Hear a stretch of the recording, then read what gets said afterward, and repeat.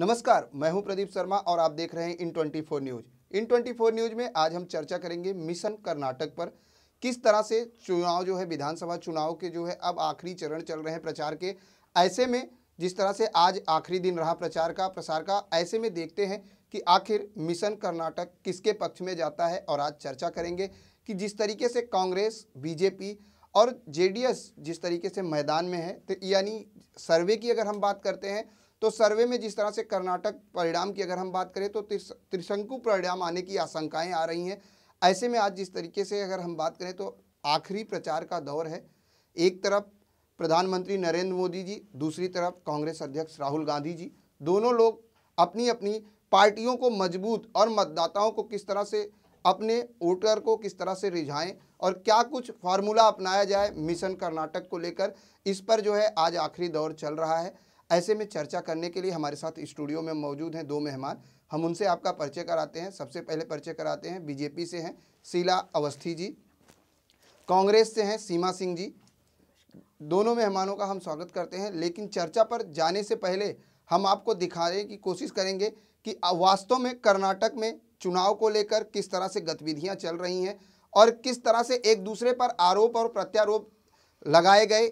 ऐसा भी एक रात रही जिस पर पूरी रात जो है एक दूसरे पर आरोप और प्रत्यारोप रहा, जिस दौरान कर्नाटक में 10,000 से ज़्यादा वोटिंग कार्ड जो है पाए गए एक ही मकान में, जिसको लेकर दोनों पार्टियों ने एक दूसरे पर आरोप और प्रत्यारोप किया। देखते हैं उसकी एक खास रिपोर्ट।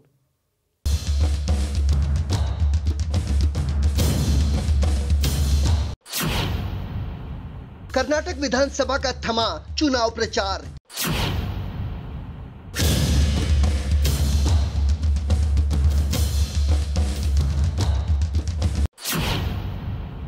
सभी राजनीतिक दलों ने झोंकी अपनी पूरी ताकत।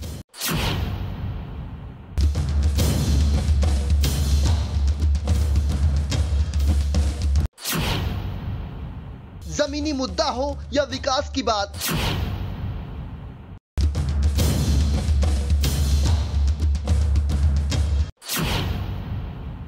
बीजेपी, कांग्रेस और जेडीएस अपनी जीत को लेकर पूरी तरह तटस्थ। कर्नाटक विधानसभा चुनाव के प्रचार का आज अंतिम दिन था। बीते कई हफ्तों से चला आ रहा प्रचार शाम 5 बजे थम गया। प्रचार के आखिरी लम्हों में सभी पार्टियां वोटरों को लुभाने में लगी रही। राजनीतिक दलों ने अंतिम दौर के प्रचार में मतदाताओं का समर्थन हासिल करने के लिए तमाम जनसभाएं की और रोड शो भी किया। भारतीय जनता पार्टी के अध्यक्ष अमित शाह ने गुरुवार को बदामी में रोड शो किया। वहीं छत्तीसगढ़ के मुख्यमंत्री रमन सिंह ने हिब्बल में रोड शो किया। इसके अलावा भी बीजेपी के कई दिग्गज नेता और केंद्रीय मंत्री भी प्रचार में जुटे रहे। दूसरी तरफ कांग्रेस और जेडीएस के दिग्गज चुनावी समर में पूरी ताकत झोंकते नजर आए।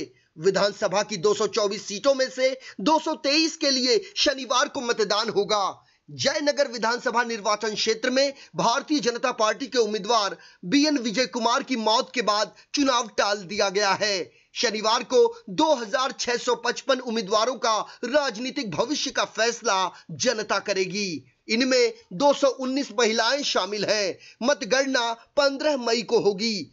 कर्नाटक चुनाव प्रचार के आखिरी दिन प्रधानमंत्री नरेंद्र मोदी ने नमो ऐप के जरिए एससी एसटी ओबीसी मोर्चा के कार्यकर्ताओं को संबोधित किया। इस दौरान उन्होंने कहा कि एससी और एसटी समुदाय के सबसे ज्यादा सांसद भारतीय जनता पार्टी के पास हैं। ज्यादा से ज्यादा प्रतिनिधि भी बीजेपी से जुड़े हैं। प्रधानमंत्री ने कहा कि केंद्र सरकार ने बाबा साहेब के सम्मान के लिए काफी काम किया है। हमने उनसे जुड़ी कई भूमियों को पंचशील की तरह बनाने का काम किया है।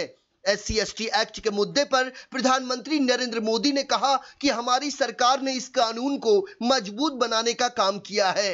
हमने तय किया कि हमें इन संतों समेत बाबा साहब के विचारों को देश की नई पीढ़ी तक पहुंचाना है, क्योंकि इन विचारों की शक्ति हमारे युवाओं को आत्मविश्वास देगी, समृद्धि और खुशहाली के द्वार खोलेगी।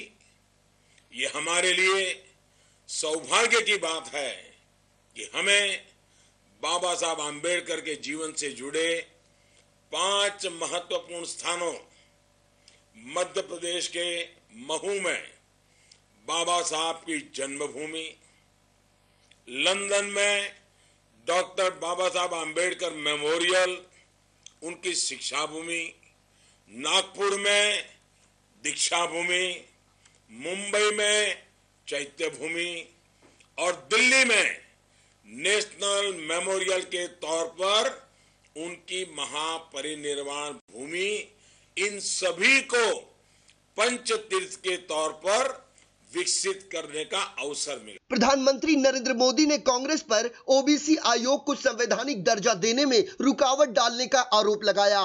कभी ओबीसी आयोग को संवैधानिक दर्जा देने के लिए, कॉन्स्टिट्यूशनल स्टेटस देने के लिए सोचा तक नहीं। उनको क्या तकलीफ थी मैं अभी तक समझ नहीं पाया हूं। हर बार उसमें रोड़े अटकाते रहे, समाज मांग करता रहा और कांग्रेस केवल वोट बैंक की राजनीति करती रही। ओबीसी कमीशन को संवैधानिक दर्जा देने से रोकने के लिए ही कांग्रेस ने संसद को चलने नहीं दी और ये मैं गंभीर आरोप लगाता हूं कांग्रेस के ऊपर। ये समाज के पिछड़े वर्ग के कल्याण का हम काम कर रहे थे, उसमें उनको राजनीति दिखती थी और इसलिए पार्लियामेंट को ही चलने नहीं दिया। चुनाव प्रचार के आखिरी दिन कांग्रेस अध्यक्ष राहुल गांधी ने बेंगलुरु में प्रेस वार्ता की। इस मौके पर उनके निशाने पर रही केंद्र सरकार। उन्होंने केंद्र पर अनुसूचित जाति और जनजाति की अनदेखी का आरोप लगाया। साथ ही ये कहा कि वंचित वर्गों के मुद्दों को उठाने के लिए उनकी पार्टी प्रतिबद्ध है। That is our job. We will defend the rights of Dalits. We will raise Dalit issues.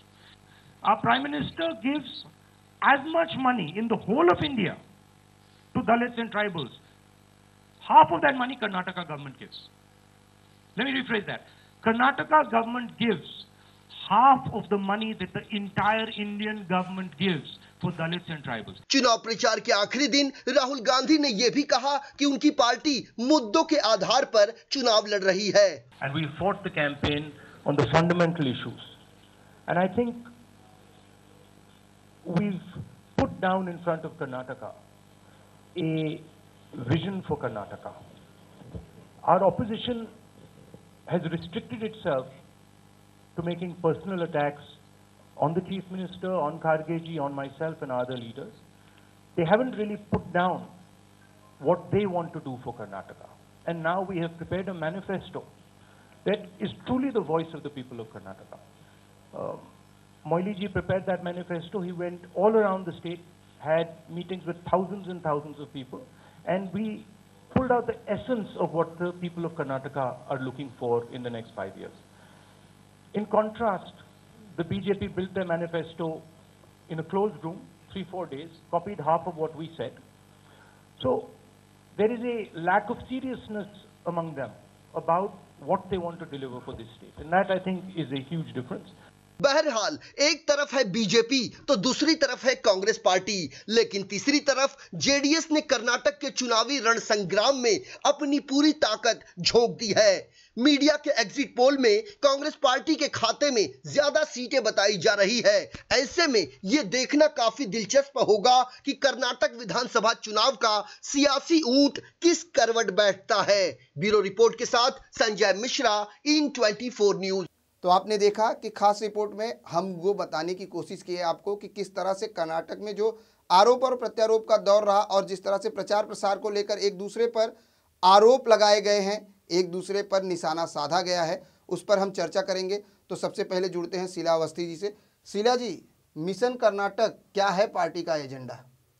Mission Karnataka देखिए, सिर्फ कर्नाटक नहीं, कहीं पर भी चुनाव होते हैं तो हम बीजेपी शुरू से ही हम लोग चुनाव जीतने के हिसाब से काम करते हैं। जीतना है, हमें काम करना है, काम मेहनत करके हम सफल बनाएंगे। कर्नाटक में बहुमत से हमारी सरकार बनेगी, निश्चित बनेगी। 224 सीटों पर चुनाव है, आपकी सरकार बनेगी, ये सही है, लेकिन सीमा जी 224 सीटों पर चुनाव है, जिस तरीके से दावे किए जा रहे हैं कि पूर्ण बहुमत से बीजेपी आएगी, क्या कहना चाहेंगी? मेरा दावा ये है कि हमने कर्नाटक के पूरे भारत में कांग्रेस ने बहुत ही ईमानदारी से, बहुत निष्ठा से कर्म किया है, काम किया है। कर्नाटक में हमारे पूर्व प्रधानमंत्री जी ने काफ़ी कुछ वहाँ पर आईटी सेल दिया है, काफ़ी कुछ युवाओं के लिए, वहाँ के जनता के लिए हमने कर्मठता से काम किया है, ना कि जुमलेबाजी की है हमने। और मेरा पूरा विश्वास है कि हमारी सरकार वहाँ बहुमत लेकर आएगी। ये माना जाए कि कांग्रेस फिर से वहां पर सरकार बनाएगी? हाँ जी, बिल्कुल। क्या कहेंगे शीला जी, जुमलेबाजी? क्योंकि सीमा जी ने कहा कि हमारी सरकार ने काम किया है, जुमलेबाजी नहीं की है। हम उत्तर देना चाहेंगे। जुमलेबाजी आप किस तरह से कहेंगे, मुझे बताइए। प्रधानमंत्री जी ने जो उज्ज्वला योजना किया, वो हम गरीबों के घर घर तक, जो सोचिए चूल्हा जलाकर आज 70 वर्ष हो गए, इसमें अधिक से अधिक इनकी देश में इनकी सत्ता रही, लेकिन उसके बावजूद भी हमारे देश में महिलाओं को चूल्हा फूंकना पड़ता था। उससे मुक्ति पूरी तरह नहीं हुई, लेकिन आप सोचिए कि कितना, कहाँ 60 साल और कहाँ हमारे 4 साल, कहाँ 40 साल, कहाँ हमारे 4 साल, तो अंतर तो है ही। आप मुद्रा योजना देखिए, अब काम मोदी जी, आप मुझे बताइए ना, 20-20 घंटा काम करें, उनके साथ में हम कार्यकर्ता लोग भी जुड़े हुए और काम करने से। सीमा जी शीला जी को बताइए कि जुमला क्या है। देखिए, आप इस चीज़ को बहुत अच्छे से जानते हैं। अब जुमले में मैं एक छोटा सा उदाहरण देती हूँ कि कर्मठ सरकार अगर है तो वो सिर्फ कांग्रेस सरकार है। मंगलसूत्र बांटकर चुनाव जीतना, इसका क्या अर्थ होता है? मंगलसूत्र का अर्थ क्या होता है? मंगलसूत्र महिलाओं में बांटना वो किसका कर्तव्य है और वो मंगलसूत्र कौन बांटता है? क्या प्रेजेंट सरकार या हमारे प्रधानमंत्री जी कितनी महिलाओं को मंगलसूत्र बांधेंगे और उसका तात्पर्य क्या होता है? क्या ये मुझे प्रधानमंत्री जी या प्रेजेंट सरकार बता सकती है? बिल्कुल, प्रेजेंट सरकार बताइए शीला जी। मंगलसूत्र का अर्थ क्या होता है? पहले इनसे पूछिए। आपने जो कहा वही मंगलसूत्र का भारतीय कि प्रधानमंत्री जी कितनों को मंगलसूत्र बांधेंगे, भारतीय प्रधानमंत्री जी संस्कृति नहीं से बांधेंगे। मंगलसूत्र का अर्थ क्या होता है? बांटना। और मंगलसूत्र क्या कोई खिलौना है कि आप किसी नहीं, को बांट दें? बिल्कुल नहीं, खिलौना नहीं है। आप देखिए, हम शादी ब्याह में, मेरी बेटी की शादी होगी, मेरी बहन की शादी होगी, तो उसको यदि मैं मंगलसूत्र उनका सवाल ये है शीला जी, उनका सवाल ये है कि मंगलसूत्र का मतलब क्या होता है? चुनाव के दौरान मंगलसूत्र बांटने का क्या आशय है? हाँ, तो हम बता रहे वही ना कि मेरी बेटी की शादी होगी या मेरी बहन की शादी होगी, उसके पास में नहीं है, यदि मैं उसको मदद करती हूँ तो उसका मतलब बांटना क्या होता है? मुझे आप बताइए, उसका मतलब क्या मैं उससे शादी करने जा रही हूँ, उससे ब्याह करने जा रही हूँ? ये तो मंगलसूत्र का अर्थ क्या होता है? मंगलसूत्र के अलावा रोजगार बांटने की बात क्यों नहीं की उन्होंने? और बाकी चीजों की बात क्यों नहीं? सिर्फ मंगलसूत्र बांट कर ही सरकार बनाने की और चुनाव जीतने की बात क्यों करी उन्होंने? रोजगार मुझे बताइए। आज देश में जब से हमारा देश आजाद हुआ, सबसे ज्यादा किसने सत्ता का सुख भोगा है? सही बात है। और बेरोजगार, आज 4 साल में सारे रोजगार हो जाए, आपको ऐसा लगता है? देखिए, यहाँ पर जो सीमा जी ने सवाल उठाया था जुमले की, आपने कहा कि जुमला कैसे है, सीमा जी बताएं। सीमा जी ने कहा कि जुमला ये है कि जो उन्होंने वादे किए थे, कितने वादे पूरे हुए, उनका शायद यही सवाल था। हाँ, मेरा बिल्कुल सवाल यही तो है। जुमला तो इन्होंने किया था, कितने भी से लो, आप मुझे बताइए ना। अब जुमला क्या, आप देख लीजिए राहुल गांधी, अरे जुमले की बात तो आप छोड़ दीजिए, आज राहुल गांधी ने भी कल ही देखिए वो जो जुमला कर दिया, हमारी सरकार आ गई तो मैं प्रधानमंत्री बन जाऊंगा। मैं इनसे पूछना चाहती हूँ, मैं इनसे पूछना चाहती हूँ, आज ये मुंबई में क्या पोस्ट पर है और कल जब इनकी आवे सरकार या जो भी हो तो ये क्या बनने वाली, इनको पता है क्या? नहीं पता है, लेकिन राहुल गांधी जी को पता है, बिल्कुल पता है। ऐसे कैसे बिल्कुल पता है, किसी को नहीं होता है, चाहे को। देखिए, शीला जी ने काफी अच्छा मुद्दा उठाया जिस तरीके से। सीमा जी, आज जो है प्रधानमंत्री जी ने भी ये कहा है कि राहुल जी की तुलना एक बल्टी वाले आदमी से की है।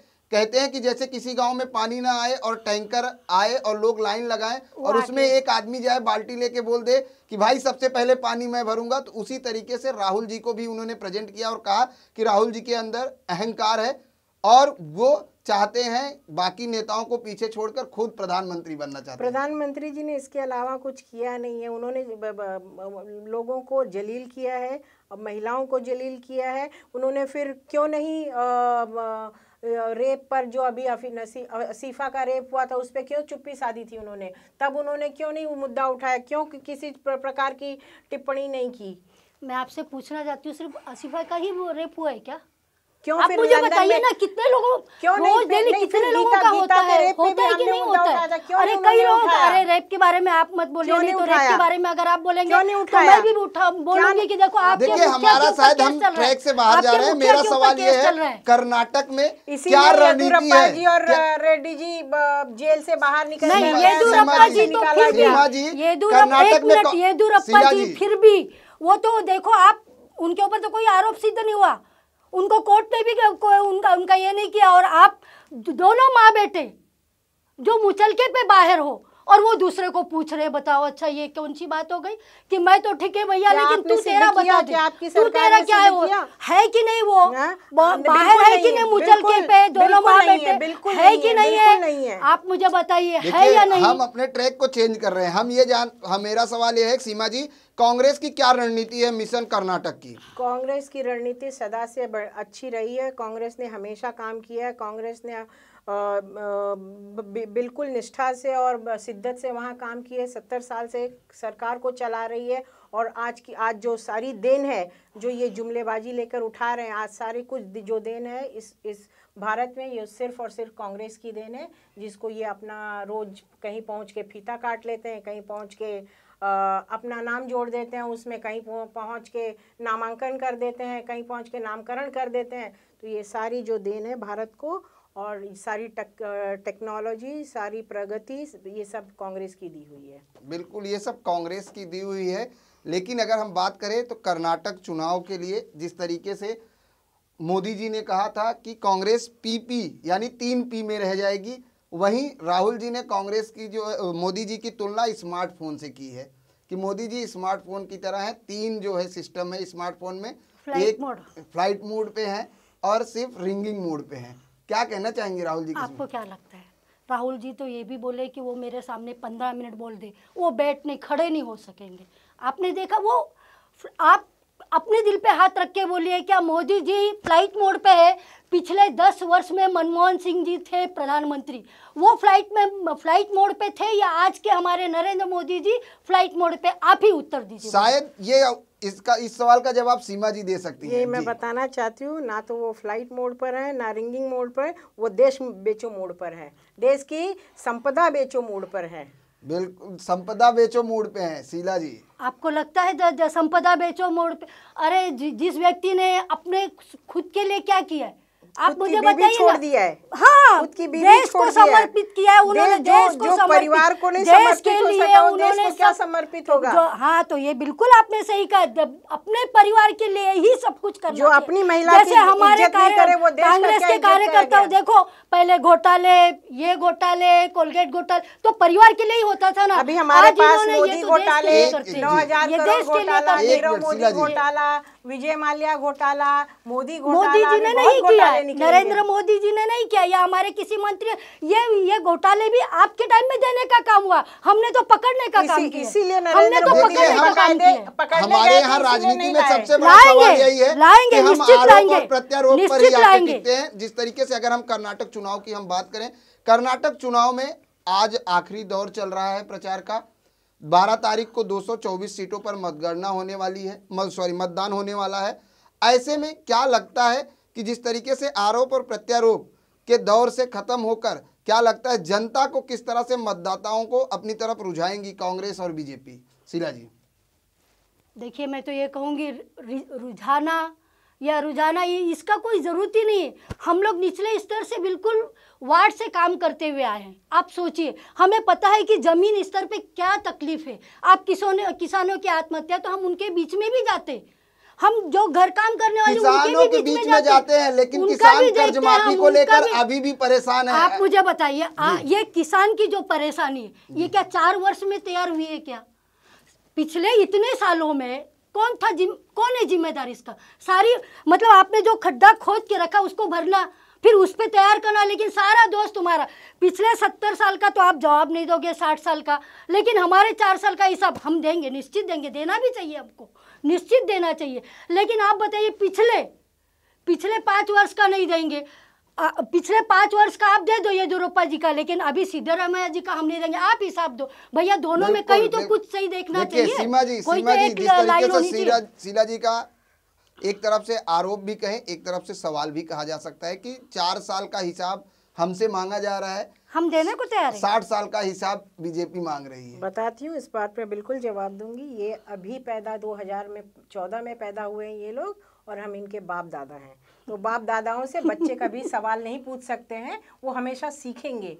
वो सीखने लायक ही ये उत्तर है, ये हिसाब है। तो मुझे नहीं पता हम था, तो काफी मुझे नहीं पता था ये हिसाब होता है 60 सालों का। काफी अनुभवी हैं, जो कि हम 70 साल देश चला चुके हैं, बिल्कुल और वंशवाद आगे भी चलाएंगे। नेहरू आगे जी, भी चलाएंगे। इंदिरा गांधी, इनको राजीव गांधी, जो आज सोनिया पैदा गांधी, हुआ है, वो सीखे और- पहले, और तब उसके हमसे बाद में हिसाब देखते मांगे। हैं, सुनिए, देखते हैं, सुनिए, लेकिन पहले ये सीखे तब हिसाब मांगे। अभी ये पैदा हुए, इनको चलना सीखना है अभी। हम लोग बिल्कुल। कर्नाटक चुनाव सबसे अहम मुद्दा है इस समय राजनीतिक गलियारे में, क्योंकि जिस तरीके से कर्नाटक चुनाव को मात्र अब 2 दिन बचे हैं, 2 दिन बाद मतदान होने हैं, और देखने वाली बात होगी कि जब 15 तारीख को मतगणना होगी तो किसकी सरकार होगी और कौन बनता है, किसके पक्ष में मिशन कर्नाटक जाता है। वक्त हो चला एक छोटे से ब्रेक का, ब्रेक के बाद फौरन हाजिर होते हैं।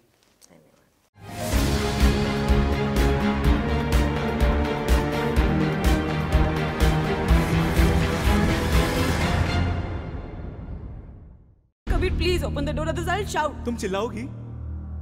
सच में चिल्लाओगी? मुझे चीखें बहुत पसंद है। चिल्लाओ, चिल्लाओ ना।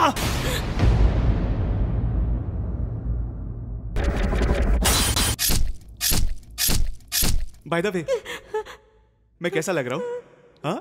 तुमको पता है, मैं जब भी किसी लड़की को मारता हूँ ना, तो मैं ऐसे ही तैयार होके आता हूँ। It's my style.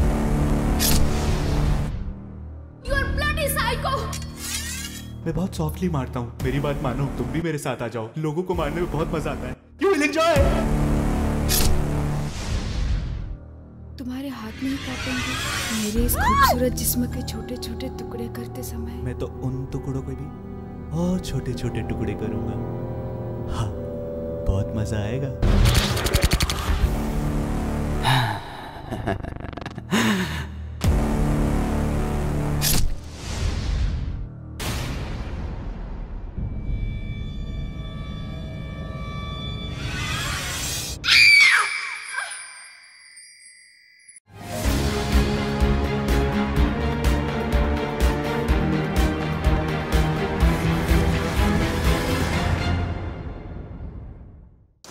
ब्रेक के बाद एक बार फिर से आप सभी का स्वागत है मिशन कर्नाटक में। मिशन कर्नाटक चुनाव को लेकर विधानसभा चुनाव 224 सीटों पर होने हैं।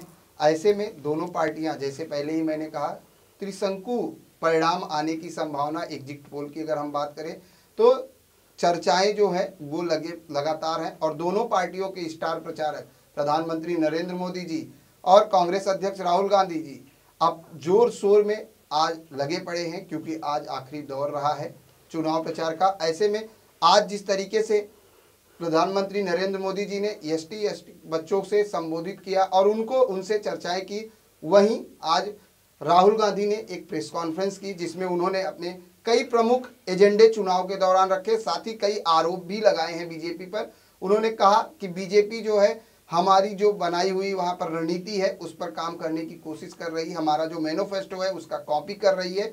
सबसे पहले जानेंगे शीला जी, राहुल जी ने कहा है कि बीजेपी हमारे मैनिफेस्टो को कॉपी कर रही है कर्नाटक में। मैं आपको बता रही, सिर्फ कर्नाटक ही नहीं, मैं तो पूरे देश की बात करती हूँ। शुरुआत ये करते हैं, अंत हम लोग करते हैं। कितने कितने सालों से कई काम रुके पड़े, उसको पूर्ण करने का काम हम लोग करे हैं और करेंगे, अभी और है। और भगवान ने चाहा तो अगला प्रधानमंत्री भी हमारा ही नरेंद्र मोदी जी होगा और कर्नाटक के मुख्यमंत्री भी हमारे ही होंगे। मतलब ये मानती हैं कि जो काम उन्होंने किया था उसको आप पूरा कर रहे हो? नहीं नहीं, हमने भी किया है ना। नहीं, आपने ही अभी कहा, आपने ही कहा। उन्होंने जो आपने जो कहा, उनका जो काम अधूरा है, हमने ये सब शुरुआत की। भाई इन्होंने भी कुछ काम तो किया, ऐसा नहीं कि इन्होंने नहीं किया। मैं ऐसा नहीं बोलती हूँ, मैं तो मानती हूँ करते हैं, लेकिन क्या किया, कितना, सिर्फ शुरुआत करने से काम नहीं होता। हमने आपके आगे रख दिया आटा दाल चावल, लो भैया खा लो, नहीं होगा।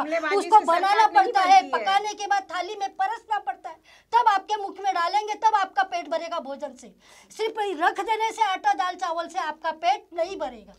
सीमा जी, जिस तरीके से आज अगर हम बात करें तो चुनाव तो विधानसभा का है, लेकिन टारगेट शायद 2019 का है।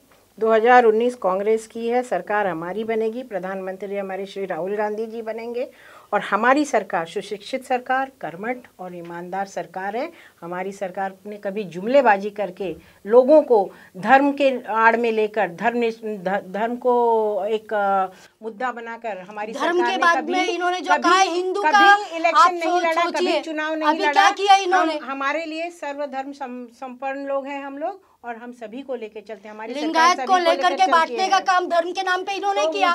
5 साल इनको कुछ फर्क नहीं पड़ा। सीमा जी की बात कंप्लीट होने नहीं, इन्होंने 5 साल कुछ नहीं और एंड में इनके समय आ गया। ही कहना है, मुझे पूरा विश्वास है अपनी सरकार पर। हमारी सरकार कर्मठ, निष्ठावान, ईमानदार और सुशिक्षित सरकार है जो कि 70 साल से और आगे 70 साल भी जब तक भारत रहेगा हमारी सरकार भारत की प्रगति की ओर चलेगी और सरकार हमारी ही बनेगी। बीजेपी सरकार को लेकर क्या कहना चाहेंगे? क्योंकि आपने कहा आपकी सरकार कर्मठशील शिक्षित सरकार, जुमलेबाज सरकार, जुमलेबाज फीता काटू सरकार, दूसरों की रोटी को, बनाई हुई रोटी को सेक कर खाना, घी लगाकर बोल देना ये हमने बनाया, हमारा किया हुआ कर्म है, हमारे ये इनके बोलने से क्या दुनिया के लोग बोल रहे हैं, विश्व में, हमारे भारत देश नहीं पूरे देश में लोग बोल रहे हैं कि 20-20 घंटा काम करने वाला व्यक्ति कभी आराम नहीं करता है। और आप सोचो मनमोहन सिंह 10 वर्ष से कभी बोल नहीं पाए, उनका कमांडर कौन, कहाँ से कमांड चलता था आप जानते थे। और अभी आने वाले इसमें ये बोल रही इनकी सरकार, राहुल गांधी जी धन्य हो पाए, और ये अहंकार बोल रहा है कि 70 साल हमने राज्य किया, आने वाले 70 साल भी हम ही राज्य बोल रहे हैं। इसी को अहंकार करते हैं। हम लोग कामदार लोग हैं, ये नामदार लोग हैं, ये नाम करेंगे और हम लोग बस काम करते जाएंगे और जनता उनको चुनते जाएगी। जनता हमारे दर्शकों को बताएं, कामदार भी है और नामदार भी है, ये है जुमलेबाज और ये जुमलेबाजी करेंगे। और जैसा कि अभी इन्होंने कहा कि शुरुआत, हर काम की शुरुआत कांग्रेस ने अपने नहीं, हर काम की शुरुआत नहीं, रुकिए शीला जी, आप सीमा जी को भी सुनिए। सीमा जी, तो ये कांग्रेस ने हमेशा अच्छा कर्म किया है और करेगी। और जो ये बोल रही कि हमारे प्रधानमंत्री तो वो मेरे भी हैं, सारे देश के प्रधानमंत्री, बिल्कुल आपके भी हैं। 20 घंटे सिर्फ उनका यही रहता है कि देश की हर एक देश को नुकसान कैसे पहुंचाया जाए, देश की संपदा को कैसे बेचा जाए, देश में बैंकों का घोटाला कैसे हो, सिर्फ 20 घंटा हमारे प्रधानमंत्री जी, हम गरीबों के पैसे के लिए इसी प्रकार सोचते हैं।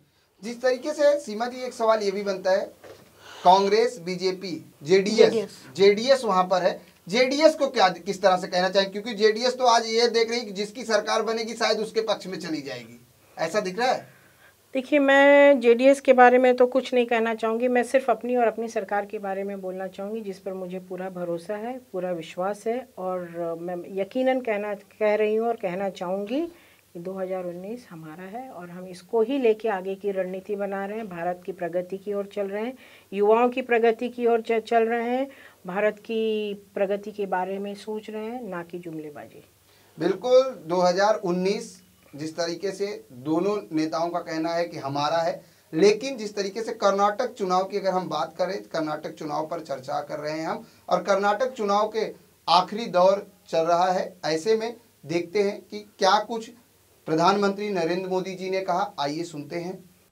हमने तय किया कि हमें इन संतों समेत बाबा साहब के विचारों को देश की नई पीढ़ी तक पहुंचाना है, क्योंकि इन विचारों की शक्ति हमारे युवाओं को आत्मविश्वास देगी, समृद्धि और खुशहाली के द्वार खोलेगी।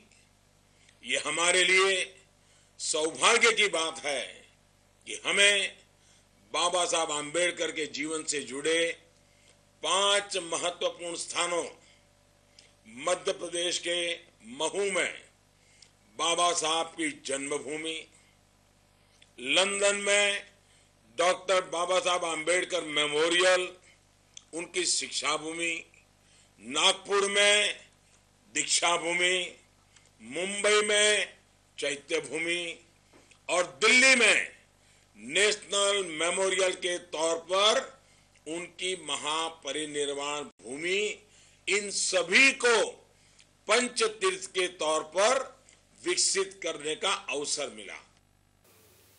और क्या कुछ इस पूरे चुनाव को लेकर, इस प्रचार रैली को लेकर, क्योंकि दौर आखिरी है।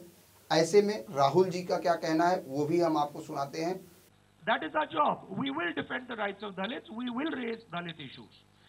Our Prime Minister gives as much money in the whole of India to Dalits and tribals.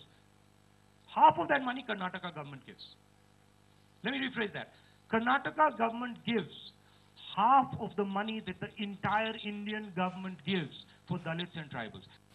And we fought the campaign on the fundamental issues. And I think we've put down in front of Karnataka a vision for Karnataka.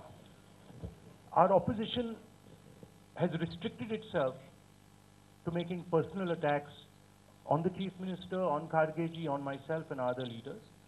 They haven't really put down what they want to do for Karnataka. And now we have prepared a manifesto that is truly the voice of the people of Karnataka. Moili ji prepared that manifesto. He went all around the state, had meetings with thousands and thousands of people, and we pulled out the essence of what the people of Karnataka are looking for in the next 5 years. In contrast, the BJP built their manifesto in a closed room, 3-4 days, copied half of what we said. So there is a lack of seriousness among them about what they want to deliver for this state. And that, I think, is a huge difference.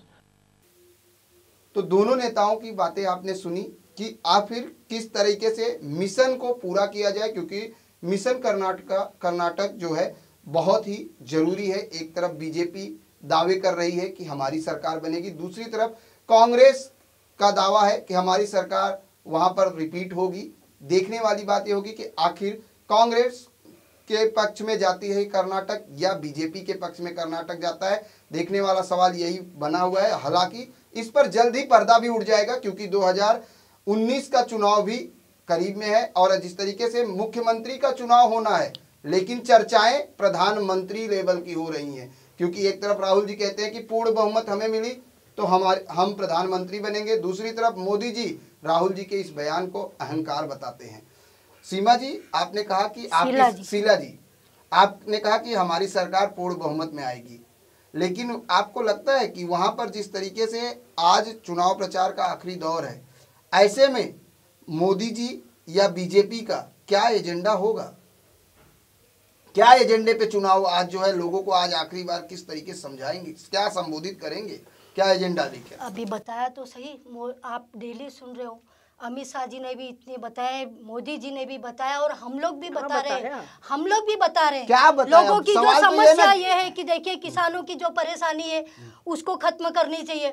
और मैं तो party level से हटके भी बोलना चाहूंगी कि ये निश्चित सी ये थोड़ा कम आंकड़े ये सब नहीं गिनना चाहिए, उसके यहाँ ज़्यादा मेरे यहाँ कम, मेरे यहाँ ज़्यादा तेरे यहाँ कम, बिल्कुल नहीं। ये समस्या निचले स्तर से जा कर के सभी की समस्या खत्म होनी चाहिए, चाहे ये हो, मेरा तो यही कहना है, इनको भी यही कहना चाहिए निश्चित। और हमारी सरकार 12 तारीख को वहाँ पर वोटिंग है, उसके बाद में 15 तारीख को चुनाव का आएगा परिणाम, उसमें निश्चित ही भारतीय जनता पार्टी जीतेगी। 224 में से कितनी मुख्यमंत्री, मैं आंकड़ा नहीं बोलूंगी, लेकिन निश्चित हमारी ही सरकार बनेगी।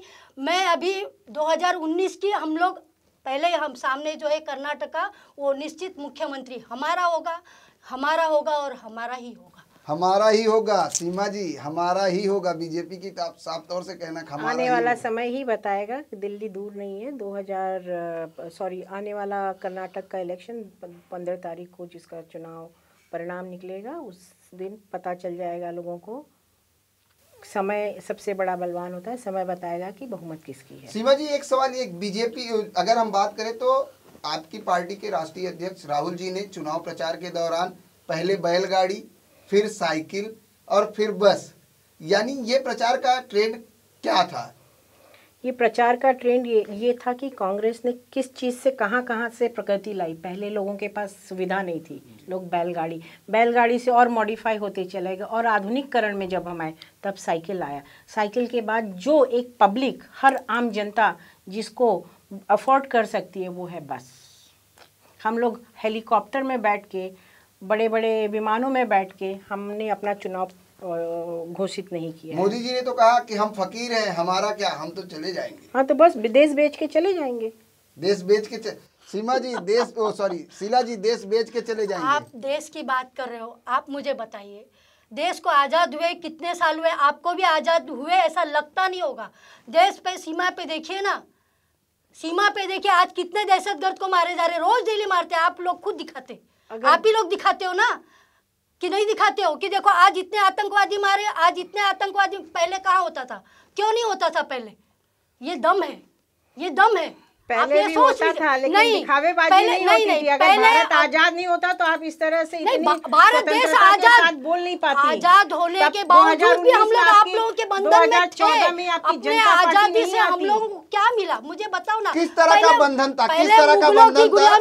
पहले मुगलों की गुलामी, उसके बाद में अंग्रेजी की गुलामी। और आप सोचिए ना, आज भी ऐसा लगता है बस जहाँ से चले थे पूरा वो नहीं, बैल नहीं घूमता है अपने तेल ये करने के लिए, घूमा पूरा घूम लिया, पता चला आग की पट्टी खुली तो कहाँ था? जहाँ से चले थे वहीं पे था। तो ये आज की बात कर रही हैं आप? बिल्कुल नहीं, मैं पिछले 60 साल की बात कर रही हूँ। 60 साल? हाँ। पिछले 60 सालों में घूम के आप जहाँ पे घूमती थी सीमा जी? इनका अध्ययन काफी कमजोर है, इनको पढ़ाई की जरूरत है। बिल्कुल, इनको काफी अध्ययन की जरूरत है, क्योंकि इनकी सरकार बस घुमा के जुमलेबाजी करती है, तो इनको वहीं तक पता है। इन्होंने एक ही शब्द पकड़ के रखा है, जुमला। इनको वास्तविकता में और इनको काफी लेंथ तक कुछ पता नहीं है, तो ये अपने आप में सीमित हैं। इनको सरकार की कोई नॉलेज नहीं है, इनको राजनीति की कोई नॉलेज नहीं है। बिल्कुल बिल्कुल आपको नॉलेज होगी। हम लोग राजनीति से बिल्कुल सोने का चम्मच लेके तो हम लोग पैदा ही नहीं हुए।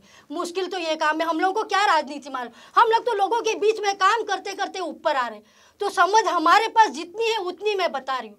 आप लोगों के पास अधिक हमारा देश आजाद हुआ और आपको बोलने का अधिकार बिल्कुल नहीं। कांग्रेस के राज्य में ही आप सोचिए ना, क्या अरे क्या बोलने का अधिकार, क्या क्या किया आप भी तो गिना दो, क्या क्या किया हमारे देश ने भी। तो जो आज आप सोचिए ना, पहले भी ऐसी होती थी, पहले भी यही होता था भैया, पहले भी यही होता था। पहले सुन लीजिए क्या आधुनिकीकरण सरकार ने, हमारी सरकार ने किया कि आज आपको स्टूडियो में बैठ के बोलने का मौका मिल रहा है, ताकि ये टेलीकास्ट हो, ये हमारी देन है। तब जाकर आप अपनी पार्टी के बारे में बोल रहे हैं। जितना भी है ना, आप मुझे बताइए प्रदीप जी, पहले क्या आता था? पहले क्या आता था? ये आएगा, अरे क्या आया, ये घोटाला आ गया, अब ये क्या करेंगे? अभी घोटाले नहीं हो रहे हैं। नहीं, ये आएंगे क्या अब पहले क्या पूछा जाता था? क्या आएगा, क्या आएगा, क्या आएगा? अब क्या बोला जाता है? क्या करोगे, क्या करोगे, क्या करोगे? यही होता है कि नहीं? आप ही बताइए। आप लोग पहले हमसे सवाल पूछते थे तो अब क्या आएगा, अब ये आया है तो अब क्या आएगा, अब ये आया तो अब क्या आएगा। और अब क्या पूछते, ये हुआ है तो अब आगे क्या, ये हुआ है तो अब आगे क्या, क्या हुआ है, क्या हुआ है? आप बताइए कि आज जो है, मैं आपसे पूछती हूँ, आप भारतवर्ष में हो, हाँ बराबर है, हमारे भारतवर्ष के ही कई लोग कई जगह पे, वो लोग क्या गर्व से नहीं कहते कि मैं आज मुझे लगता है कि हाँ मेरे देश में कुछ है, मेरे देश की, मैं भारतवर्ष की हूँ? नहीं लगता है? आप मुझे बताइए, यदि मैं गलत हूँ तो मुझे आप बोल दीजिए। चलिए मैं नहीं, सीमा जी बिल्कुल संक्षिप्त में जवाब दीजिए। ये जिस तरीके से शीला जी कह रही, सही बोला इन्होंने कि मुझे गर्व है कि आज मैं भारतवर्ष, बिल्कुल गर्व है, मुझे तो है, वो 70 साल की देन है। तो आप इससे सीख लीजिए कि 70 साल में अरे कांग्रेस की देन। आप सोचिए हिंदुओं को सुशील कुमार की देन है। शीला जी समय का अभाव है, शीला जी समय का अभाव है, लेकिन जिस तरीके से मिशन कर्नाटक की अगर हम बात कर रहे हैं और जिस तरीके से दोनों पार्टियों की अगर हम बात करें तो सिर्फ आरोप और प्रत्यारोप ही मिलेगा काम के लिए। जिस तरीके से दावे सभी पार्टियां करती हैं, लेकिन मुद्दा सिर्फ विकास का है। चुनाव के दौरान पार्टियों का जो मुद्दा होता है वो विकास का होता है। एक तरफ जहां बीजेपी ये कहती कि हम विकास के मुद्दे को लेकर मैदान में है, विकास के मुद्दा उनका सबसे बड़ा एजेंडा है, वहीं कांग्रेस का एजेंडा है कि हम दलित और पिछले वर्ग के लोगों की आवाज और उनके विकास को लेकर मैदान में उतरे हैं। तो देखने वाली बात यह है कि क्या कुछ मिशन कर्नाटक में निकल कर आता है जब 12 तारीख को मतदान होगा और 15 तारीख को परिणाम आएगा। लेकिन एग्जिट पोल की अगर हम बात करें तो एग्जिट पोल में जो अब तक सर्वे में आया है वो ये है कि कर्नाटक में जो है त्रिशंकु परिणाम आने वाला है। आज के लिए बस इतना ही। देखते रहिए अन्य खबरों के लिए इन 24 न्यूज।